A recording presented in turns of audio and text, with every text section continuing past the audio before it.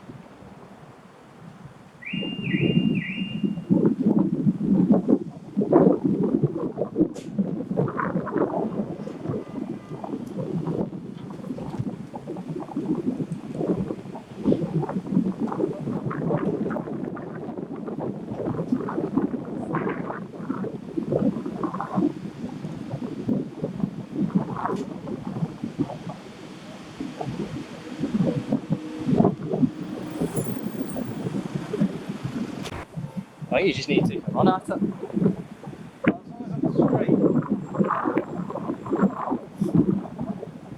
Yeah, I have these straight line.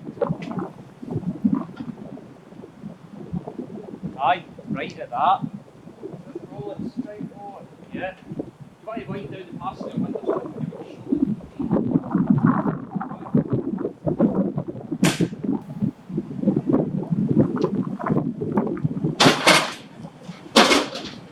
And brake.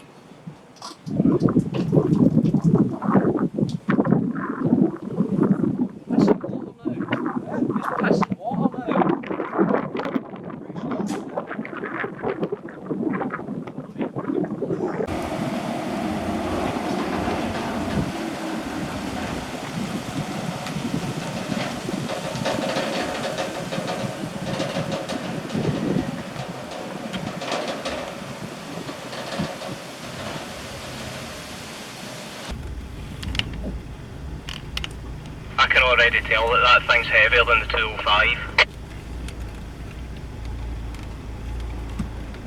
That'll be the two engines.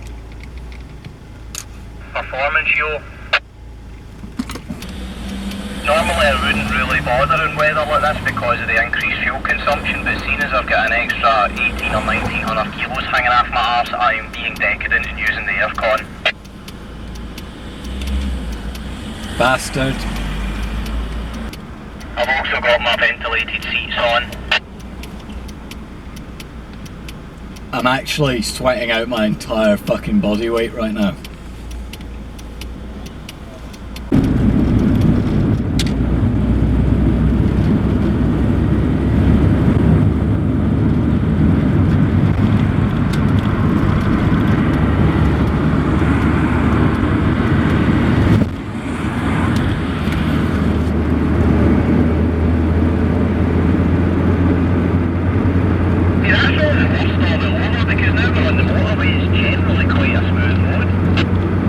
Alright, pretty much. The best thing is that's the fastest that car's ever merged on at that junction.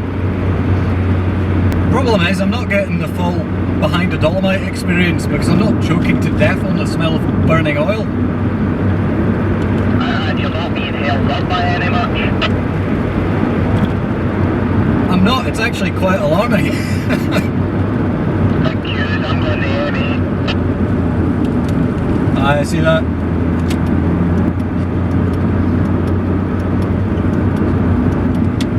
It's because I'm doing roadworks down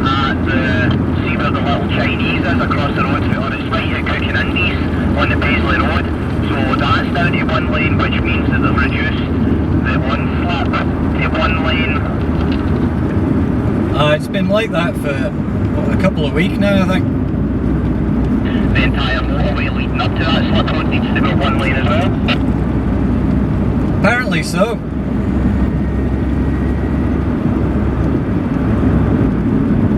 Fuck, I'm just going to go the M8. Way easier, I think.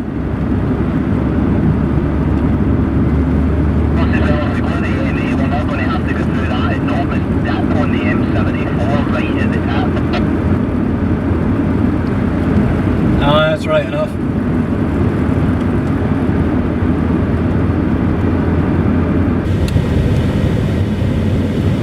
This might be the first time that car's been across the Kingston Bridge. We'll call it a wee scenic diversion then.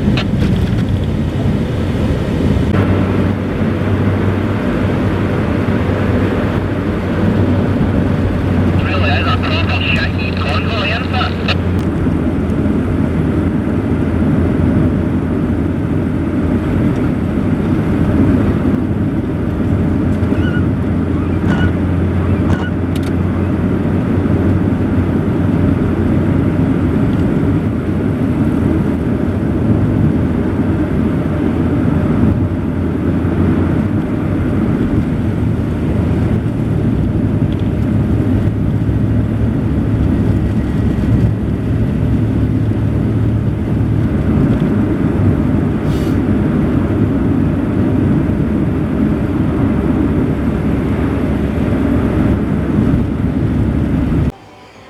Right, let's have a look.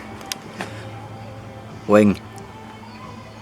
This, is it filler, is it not? This section here all needs to go. This section here needs to go. That's a dent.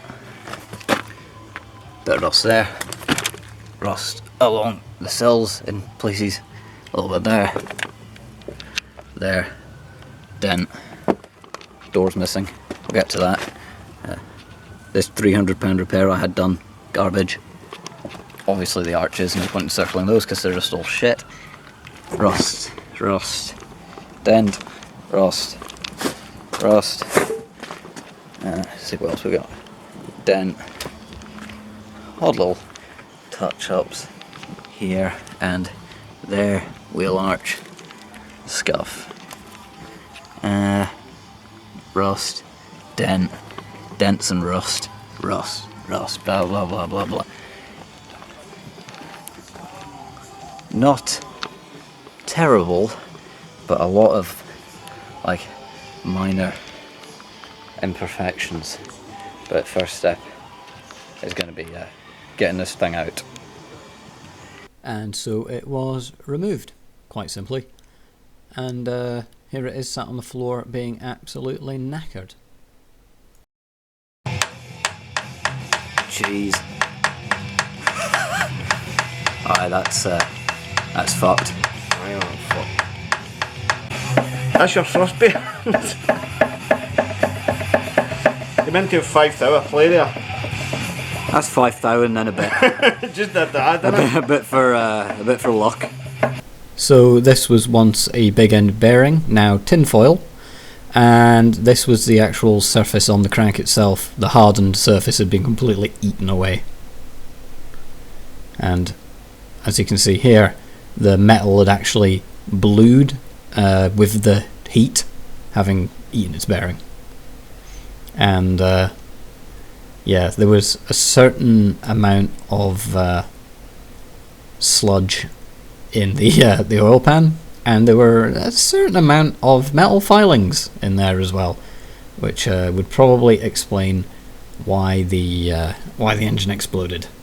That's basically the thrust washers right there, and that big end bearing that was completely missing. Utterly foobar, irreparable. And then we started cutting the rot out. So there's supposed to be metal there, and as you can see, there isn't. Basically, the headlights were held in with hopes and dreams and very little else. Basically, the front end of the car is just one big mud trap. The front valance had been brazed on top of old metal. It had been cut out and replaced before. Just not pretty in the slightest. So, you know, already starting to look like a larger job than initially anticipated, I think it's safe to say. Not in the first flush of youth, that metalwork. So this is us digging into a sill repair that I paid for a couple of years ago. Now I didn't shell out a massive amount of money for this. I think it was 250 quid all in or something like that. But it was it never looked quite right. It didn't line up with the rest of the panel. The sills on a Dolomite are curved, and this was not. It was basically flat, and it's because they'd hammered all the rotten metal in and then put a plate over it and then skimmed it with filler to try and make it look presentable. And I had said to them when I dropped it off, to be fair, that it didn't have to be massively pretty, as I planned to replace the sills anyway. However, that goes kind of beyond the point of not looking pretty and into the region of not really being structurally worth anything.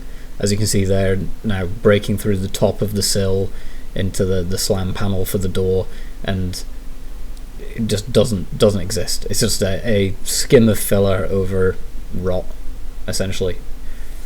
So that entire rear half of the sill would really have to be cut out and rebuilt for it to be worth anything. So moving along the car, here is the wheel arch on the other side. Very poor condition. All the inner and outer was completely rotten. All of this was wafer thin into the sill repair that was not finished properly. And here we have a MIG wire forest in the trailing end of the arch, leading into the boot floor that was full of holes on both sides. You can see the chalk outline where we'd have to cut out. Moving into the wheel arch on the other side, which was patches over patches. And then moving into the rear of the sill on the passenger side. Doesn't take much interpretation to work out just how bad this was, and then I'm pulling it apart here by hand. So apart from being rotten, effectively the sill caps had failed and allowed water and mud and crap into the sills, which had then filled up and rotted from the inside out. Pretty common on these cars, to be honest. The leading and trailing edges of the sills tend to fail where the end caps have blown through.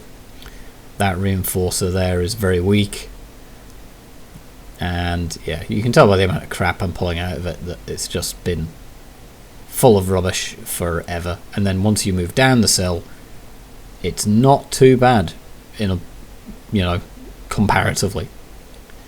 But yeah, quite a lot of chunks of metal that were just rotten from the inside out, completely unusable. And much like the other side, both the inner and outer arches were completely wrecked.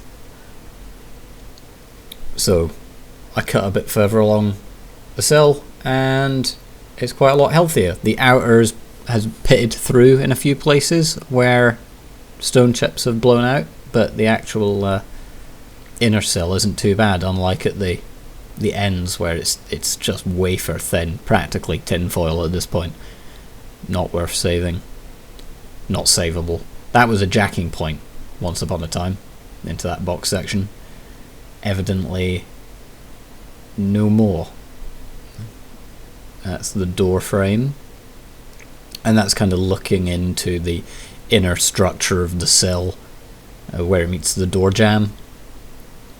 Just absolutely wrecked. That's the fuel tank there, through that gaping hole. Towards the front of the car, the sill end caps again had blown out and it had rotted from the inside out essentially, so that all had to be dug out. And up beside the A-pillar was all rotten all the way up into the bulkhead and cabin. So here was a selection of bits of the front of the car that were chopped out. Not a whole lot of car left once you start cutting the grot. But yeah, the future will be interesting with this one.